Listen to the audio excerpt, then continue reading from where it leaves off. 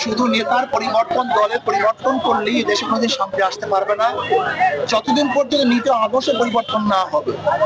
২ নম্বর জমিতে ১ নম্বর ফসল হয় না, ২ নম্বর উস্তাদের কাছে ১ নম্বর ছাত্র গঠন হয় না, ঠিক ২ নম্বর নেতার কাছেও দেশ কোনোদিন ১ নম্বর হতে পারে না। শুধু আমরা চেহারার পরিবর্তন করি, আমরা শুধু হাতের পরিবর্তন করি, কিন্তু চাঁদাবাজকে পরিবর্তন করি না। এক ওসি চলে যায়, এক অফিসার চলে যায়, কিন্তু দেখা যায় সেখানে দুর্নীতি যায় না। কারণটা কি? অফিসার ট্রান্সফার না হলে হবে না। সেখানে মানুষ আদর্শ ভিত্তিক, ন্যায় ভিত্তিক, চরিত্রবান লোক যতদিন পর্যন্ত চেয়ারে না বসবে, ততদিন পর্যন্ত এদেশ কোনোদিন নীতি আদর্শের কোনোদিন প্রতিফলন ঘটবে না। নির্বাচনের সম্ভাবনা কেমন?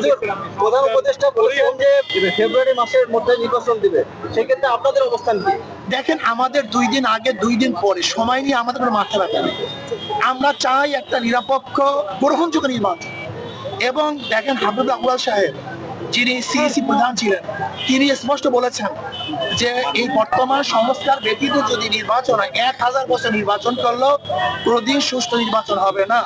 এর জন্য আমরা মনে করি 2 দিন আগে 2 দিন পরে এটা বহুত বড় দেখার বিষয় না।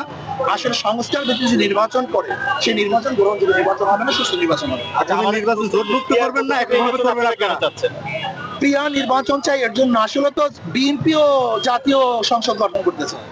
আর জাতীয় সংসদ গঠন করার জন্য প্রয়োজন সবাইকে মিলে, আর সবাই সংসদে যাওয়ার সবচেয়ে উত্তম পদ্ধতি হলো পিআর। পিআর যদি নির্বাচন হয়, পিআর সিস্টেমের সংখ্যানুপাতিক হারে নির্বাচন হয়, তাহলে সকল আদর্শের মানুষগুলি সংসদে যেতে পারবে। তাহলে সর্বজনীন সংসদ হবে। আর সর্বজনীন সংসদ যদি হয়, তখন প্রত্যেকের দাবি দাওয়া সংসদে পেশ করতে পারবে, রাস্তায় হরতাল করতে হবে।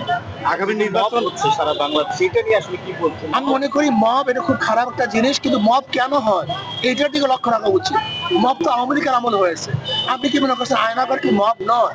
নির্বিচারে মানুষকে যখন হত্যা করে সেটা কি মব নয়? যখন মানুষকে খুন করে সেটাও কি মব নয়? এর অত্যাচার অবিচার, আমিও তো মবের শিকার হয়েছিলাম, আমাকেও তো অ্যাসাল্ট করা হয়েছিল। কাজে আমি মনে করি যে মব এই সংস্কৃতি বন্ধ করা উচিত, আর মব যেন না হয় সেই ব্যবস্থা গ্রহণ করা উচিত।